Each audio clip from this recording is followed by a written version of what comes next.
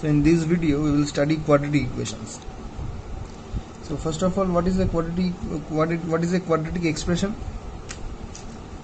An expression of this form, ax square plus bx plus c, is called a quadratic expression where a must be not equals to 0, because if a becomes 0 then this term will vanish and then only this linear term will remain. That will not be a quadratic expression. So for this to be a quadratic equation, the coefficient of x square must be not equals to 0. So now if we have a quadratic expression and we want to construct a quadratic equation, then for that what we have to do, we have to make this expression equals to 0. That's how we get equations. So this kind of equation are called quadratic equations. Again, the condition is imposed here that a is not equals to 0. So what do we know about quadratic equation? That it can be factored into two factors, and for each factor there will be a solution. So for a quadratic equation we have two solutions. So it always has two solutions. So do we know the solutions? Yes, by Sridhar Acharya formula we know the solutions, and they are, so by Sridhar Acharya formula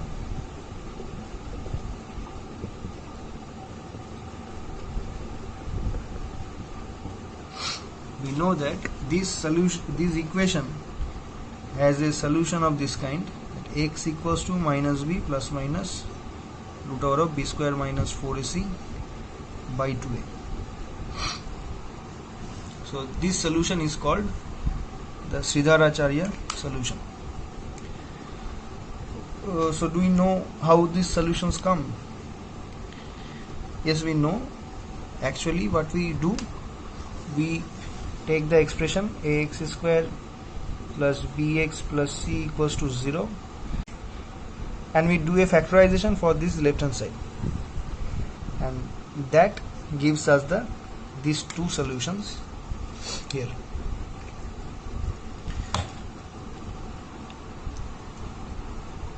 So just for our convenience, let us see how the steps come to factorize this expression.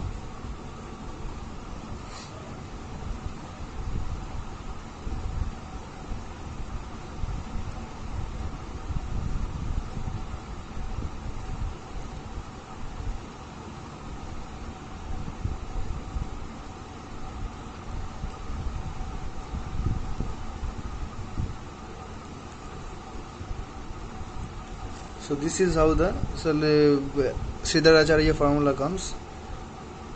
You can pause the video and see the steps.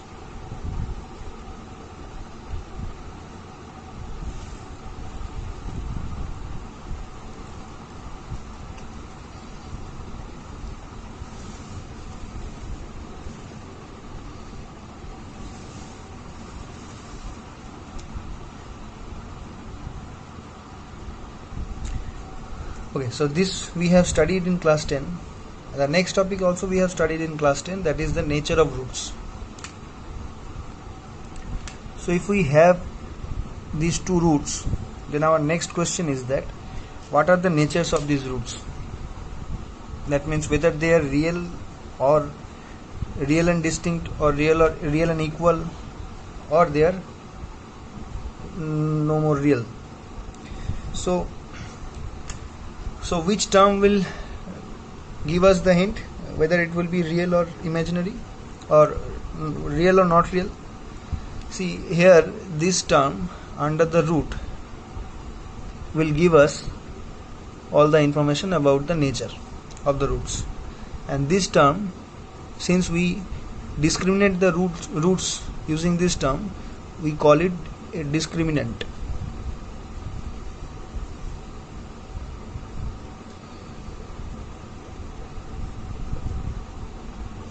So we can see that b square minus 4ac is called the discriminant. Now since it is under root, we know that we can only make square roots of positive terms. So there will be three conditions. If b square minus 4ac, that is the discriminant, is greater than 0, then we can say that these roots b square minus 4ac, root over b square minus 4ac, this will be real. And so we can say that in that case the roots are real.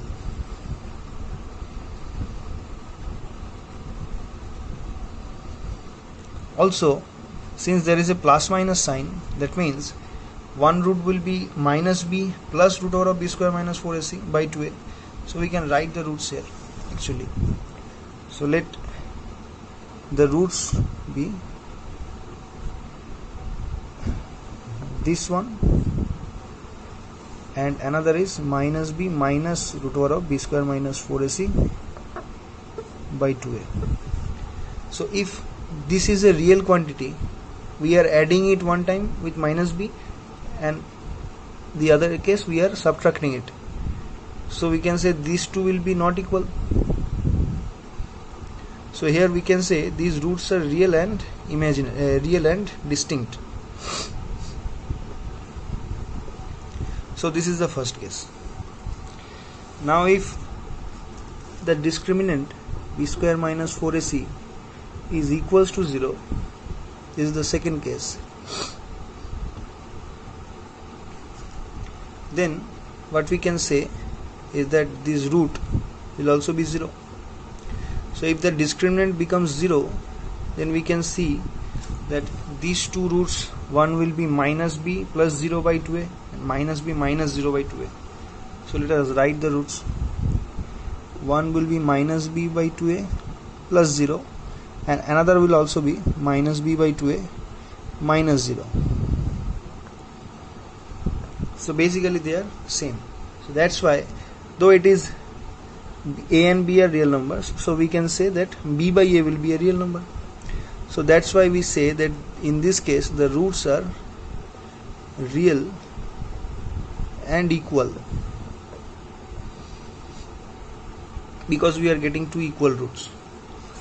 In the last case, when b square minus 4ac is less than 0, then we cannot make a real square root of it. This is becomes, it is not real. So for real numbers, for negative real numbers, we cannot make square roots, but we will learn that if we make a square root of a negative number, it becomes an imaginary number. That we will study in complex numbers. So when we do complex numbers, this topic will be completed. So then we will call this not real part as imaginary. So let me write it here. It will be imaginary, and in that case we will see that the roots will be imaginary. But for that we need to learn complex numbers. So after doing complex number, we will get back here and show that how the roots comes in that case. So this is what we have here by the nature of roots.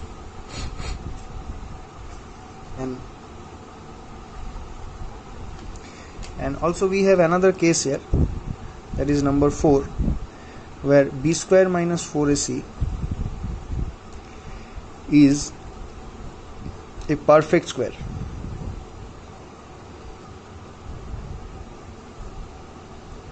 Perfect square means we can make a square root and that will be a rational number. That means it will be in a form of p by q, that is a fraction.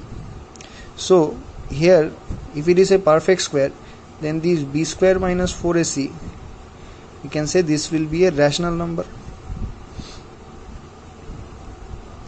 And if it is rational, then we can say the rest of the expression, that is b minus b by 2a, if this one is a rational number,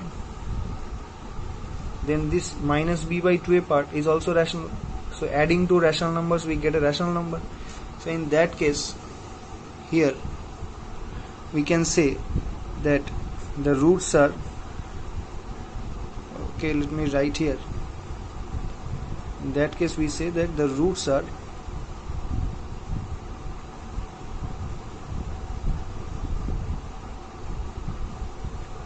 rational and distinct.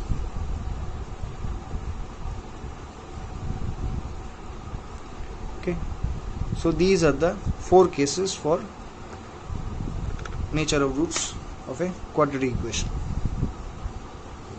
So up to this, what was there, we have learned it already in class 10. So the next topic is the topic of class 11 mainly, and that is relation between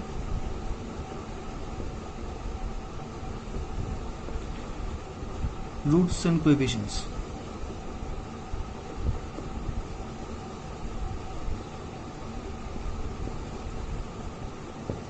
It's a very important topic. It helps us very much in calculating roots and to know more about the quadratic equation. But before that, we mention a very important theorem in mathematics, that is called the fundamental theorem of algebra. So this is the theorem, fundamental theorem of algebra. A very small theorem but very powerful. In mathematics it has a great importance. It says that every n degree polynomial equation has exactly n roots.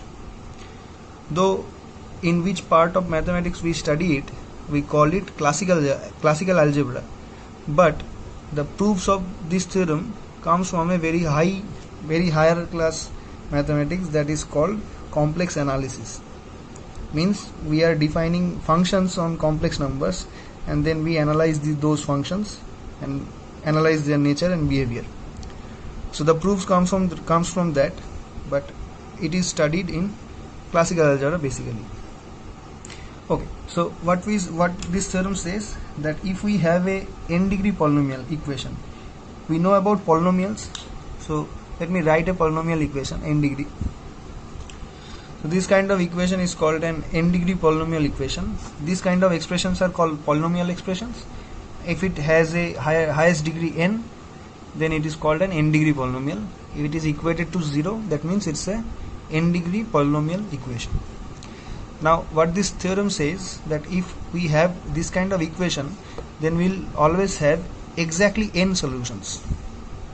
Though we cannot find all the solutions, but always we will have exactly n solutions. A very interesting thing is that for linear equations, that is of the form ax plus b is equals to 0, we know the solutions. Only one solution, x by x equal to minus b by a, and since it is a linear equation, this coefficient of x will be not equals to 0. Again, for quadratic equations, what we have, this we have for quadratic equations, ax square plus bx plus c equals to 0, where a is not equals to 0, and the solutions given by Sridharacharya by in this form, that is minus b plus minus root over of b square minus 4ac by 2a. So what is the case for cubic equations when the highest degree is 3? So this is the case for cubic equations, and the equations are of this form: ax cube plus bx square plus cx plus d equals to 0. By the fundamental theorem, we can say there will be only 3 solutions to this kind of equation, exactly 3 solutions. But these solutions are not so much obvious like quadratic equations. Though we can find, in any case we can find all the solutions, and that method is known as Cardan's method, but it is not an obvious process. So now we come to the 4th degree. So this is the case for 4th degree equation that are called quadratic equations. In this case the equation looks like this: ax is x to the power 4 plus bx x cube plus cx square plus dx plus e, where is equals to 0, where a is not equals to 0. Now from the fundamental theorem, again we can say there will be only 4 solutions, and this process is more complicated than cubic equations. The method is known as the Ferrari's method. This is not Ferrari car. It is according to the name of the founder of this method. So in this kind of equations we see a very complication when we are finding the roots. So to make them more convenient or to more easier, we use the relation between roots and coefficients. So you can ask the question whether we can find solutions for 5-degree equations. Okay, see, for each of the method up to 4th degree we have a general form of solutions, whatever the coefficients are. But in case of 5 degree, what we can say that 5-degree equations cannot be solved in general. So we can construct 5-degree equation. We can take any equation that may not have any solutions. We can obviously they will have solutions, but there is no process so that we can find all the solutions in any general form of 5-degree equations. And that is a proven fact that we cannot solve a 5-degree equation in general. So to make them easier to study, we use the relation between roots and coefficients. Okay, so relation between roots and coefficients. And this topic says, suppose we have a quadratic equation ax square plus bx plus c is equals to 0, where a is not equals to 0. And we can say that the roots of this equation, say they are alpha and beta. That means we are taking alpha as one of the roots by Sridharacharya. Say this one as alpha and the other one we take as beta. So what we have to find is a relation between these roots and the coefficients ABC. So though we have a relation here, but that relation what we are talking about will be more easier and more suitable for our calculations. So see, very easy thing, we have to find the sum of the roots, that is alpha plus beta. So you can find it. See, if we add them, these two terms will be cancelled out and it will remain only minus 2b by 2a. So it will be minus b by a. And since a is not equals to 0, we can easily say that minus b by a is a valid term. And another thing we have to find here is alpha beta, that is the product of the roots. If you multiply them, let me write them here. So what we get, see, it is in the form of a plus b into a minus b. So if we apply this formula, then see, we will have this.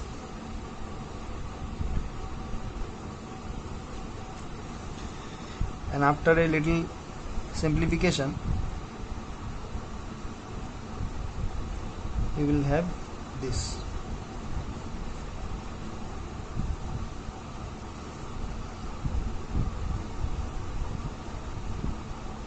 So after the cancellations, we will have only c by a. Okay, so these are the values. We will require them later. So let me sum up these things.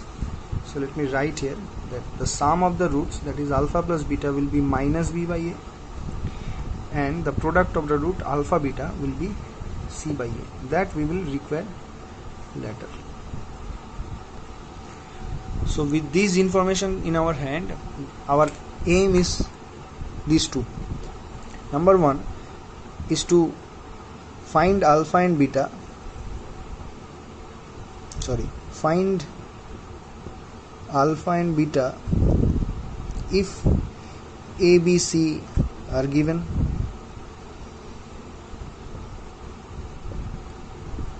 and number two, if only alpha and beta are given, we have to construct the equation. So basically we are saying that if alpha and beta, if ABC are given, that is only the equation is given, we have to find the roots using these relations, these two relations, alpha plus beta and alpha beta. And the other aim is that if we have only the roots, we have to construct the equation ax square plus bx plus c equals to 0. That means we have to find the values of this a, b, c. Constructing equation means we have to find, that is we have to find a, b, c for the equation ax square plus bx plus c is equals to 0. This. So these two are our aims. So let us see if we can find them. So our first aim is that we are given these roots, and let us see what we can say about the equation. So first of all, let me reduce the equation one step. That will help us. I will tell you why we are doing this. We are dividing by this a both sides, so that we can reduce the quadratic equation in this form. And we can do this because a is not equals to 0. We can divide by a. Okay, so now alpha is the root of this equation. So what factor theorem says? It says that if alpha is a root, then x minus alpha is a factor. If alpha is a root, then x minus alpha will be a factor of the quadratic expression. This. Again, since beta is also a root, we can say that x minus beta is also a factor. Now previously we have seen that the fundamental theorem says only two roots are there. So from here we can, by the factor theorem, we can also say that there will be only two factors, and also the term is quadratic, so only two factors will be there. So what we can write here is that this expression x square plus b by a x plus c by a is the same as x minus alpha into x minus beta. We are multiplying the factors, so we will get back the same expression. So now let us multiply this equation. Okay, one thing also, that we are factorizing this expression and getting these two factors, so the product and this expression will be equal, and that will not be an equation, it is called an identity. There is a slight difference between equations and identities. Identities holds for every values of x. If you take any real value of x, then identity will be hold for all those values. But equations are only hold for their solutions. If alpha and beta are the solution, then this will hold only for alpha and beta. But it is an identity. If you put any value of x, any real value, then it will satisfy. The both sides will be equal. So let us multiply the right hand side. So let us see what we get. See, multiplying we will get this value. You can step by step multiply and see. You know this as a formula also. So since it is an identity, we can compare the like terms from the both sides, and what we get, see, that previous thing, that minus alpha plus beta, the coefficient of x is nothing but b by a. That implies that alpha plus beta is minus b by a, and the product alpha beta is c by a. So if we have the roots only, alpha and beta, then we can say that this will be the equation. So if we have only alpha and beta, say the given information is alpha and beta, then we can find alpha plus beta and alpha beta, and they are these values, these two values. So from that we can construct the equation like this.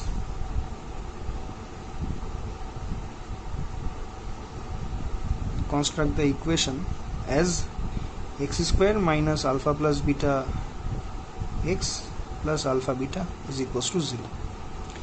And putting the values of alpha plus beta and alpha beta, we will see that it will be minus of alpha beta means minus b by a, and this will be c by a. So after a little simplification, we will get back the quadratic equation this. So that's how we construct equations from the values of alpha and beta. So this relation between alpha, beta and ABC is known as the relation between roots and coefficients. This relation is known as the relation between roots and coefficients. Now our another aim, that is ABC will be given and we have to find alpha beta. That also we can do from here. See ABC, suppose it is given ABC, then from here we can say that alpha plus beta will be minus b by a and alpha beta will be c by a. Then if we have these values, then we can find alpha minus beta using what? Using this identity. Here we will put the values of alpha plus beta and alpha beta. We will get the value of alpha minus beta whole square. From here, after taking square root, we can find the value of alpha minus beta. And if we can find the value of alpha minus beta, say we are getting this as k, then we have these two values, alpha plus beta is minus b by a and alpha minus beta is say k. Then calculating these two, or by solving these two equations, we can find the values of alpha and beta. Alpha and beta. So that we use here. And if you put the values of alpha plus beta and alpha beta here as minus b by a and c by a, you will finally see here it will come the values, here it comes are the solutions for Sridharacharya.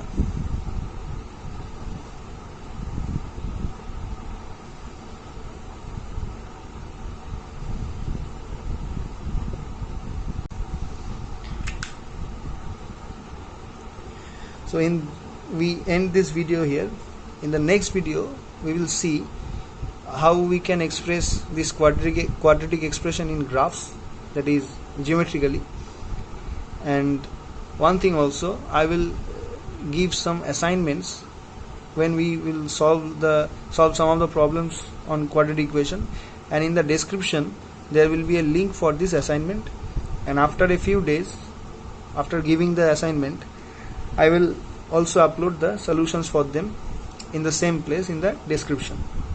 So if you please see the description time to time.